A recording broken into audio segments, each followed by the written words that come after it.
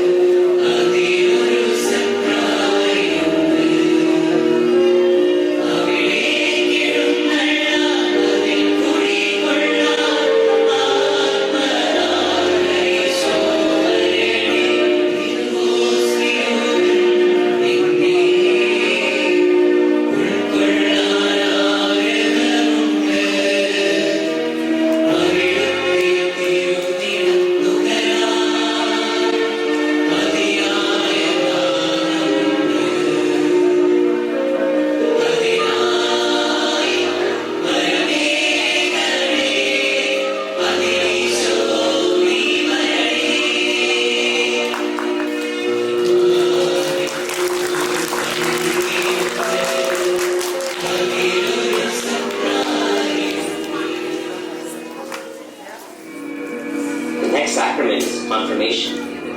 Confirmation is when you affirm or confirm your faith in God and receive the Holy Spirit. So, it's like saying yes to God.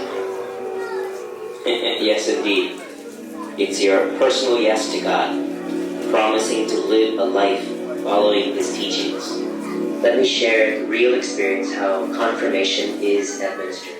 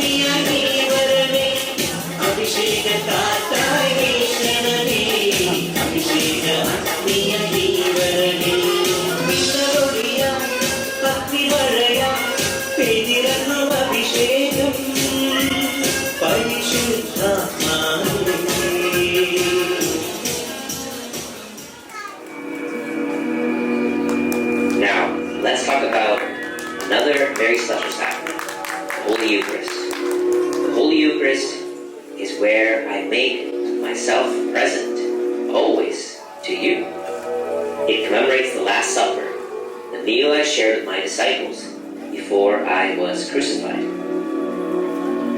So, it's like sharing a meal with you, Jesus? Yes, my child. When you receive the Holy Eucharist, you are able to remember that meal, but you're able to be with me and be able to experience the love and the sacrifice that I made for all of you. Let's watch how the Holy Eucharist is celebrated.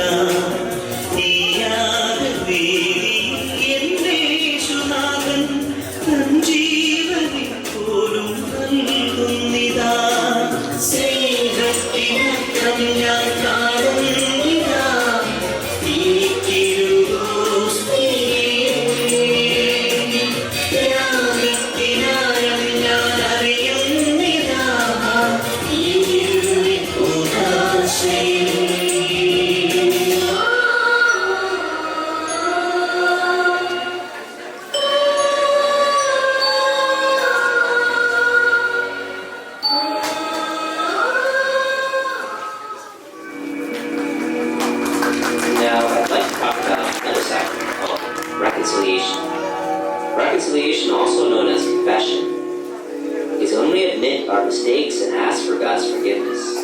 It's a way of acknowledging that we have done something wrong, feeling truly sorry for it, and promising to try our best not to do it again. The beautiful thing is, God's love and mercy are so great that He always forgives us. Let me share the real experience of how reconciliation is administered.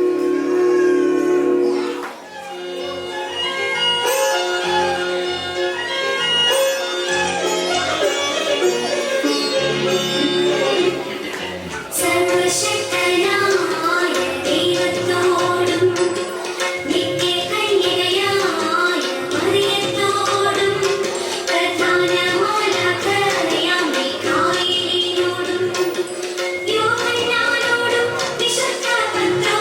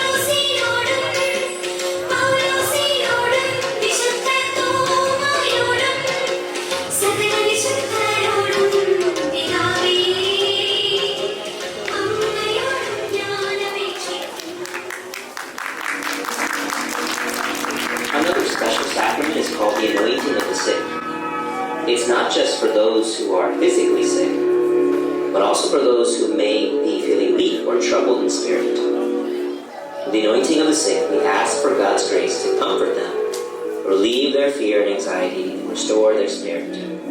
It shows us that God's love and compassion are always there for us, especially when we are in need. We are glad God is with us. Let me share the real experience of how the anointing of the sick is administered.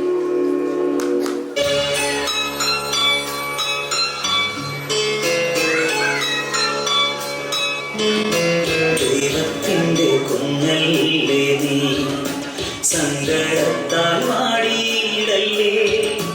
ദൈവത്തിന്റെ കുഞ്ഞല്ലേ നീ, സങ്കടത്താൽ വാടിയിടല്ലേ. സഹനങ്ങൾ കൃപകളാക്കാൻ യേശുവിന്റെ കുരിശിൽ. ദൈവത്തിന്റെ കുഞ്ഞല്ലേ നീ, സങ്കടത്താൽ വാടിയിടല്ലേ. സഹനങ്ങൾ കൃപകളാക്കാൻ യേശുവിന്റെ കുരിശിൽ. ദൈവത്തിന്റെ കുഞ്ഞല്ലേ നീ. Let's talk about another religious sacrament called matrimony. It is what we also call a wedding. It is when two people promise to love and take care of each other for the rest of their lives, just as God loves and cares for all of us. Oh, like Mom and Dad got married. Exactly. In matrimony, a man and a woman promise to be there for each other, to support one another in good times and in bad, in sickness and in health, and they promise to love each other unconditionally, just as I love you all unconditionally. Let me share the real experience of how holy matrimony is administered.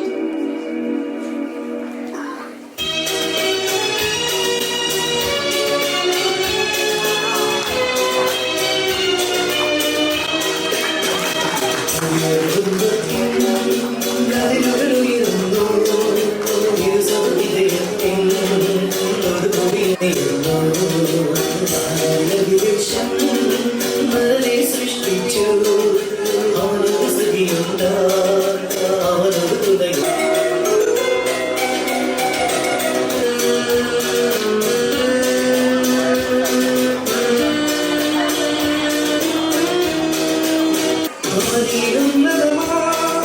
അമ്പലവീതികളും മംഗളവീതികളിൽ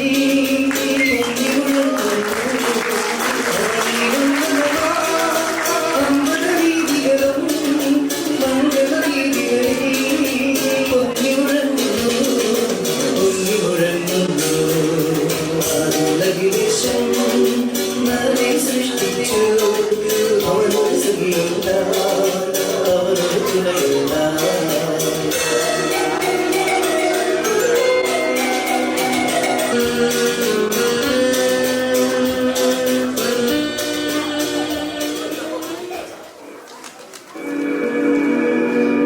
Now, let's talk about a very special sacrament called Holy Orders. Holy Orders is a sacrament where man is ordained to serve God and His church. First as deacon, and there is priest and bishop. Those who receive Holy Orders dedicate their lives to sharing God's message, administering the sacraments, guiding His people in their spiritual journey. Oh, like Saint Joachim at our church. Yes, exactly like Saint Joachim. He has received the sacrament of Holy Orders and has devoted his life to serving God and His people. Let me share the real experience of how Holy Orders is administered.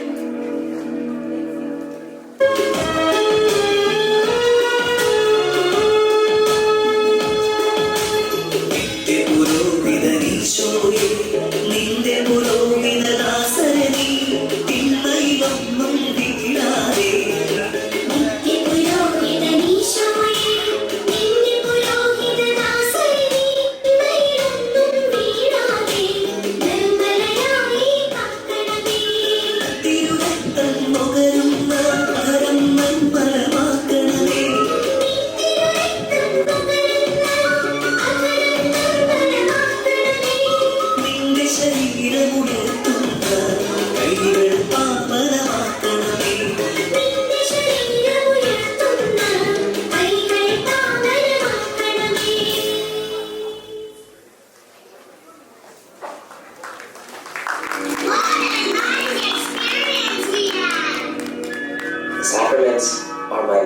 pieces of the new and everlasting covenant.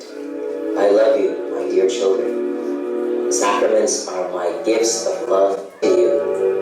With them I am always with you, guiding, strengthening, and filling you with my grace.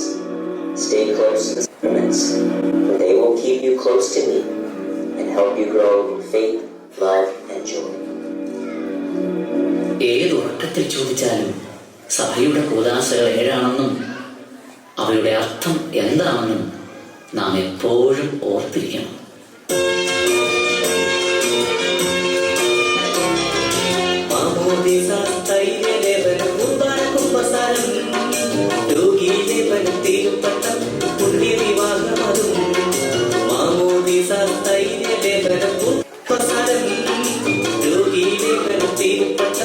പുണ്യവിവാഹമതും 7 കൂദാശകളെ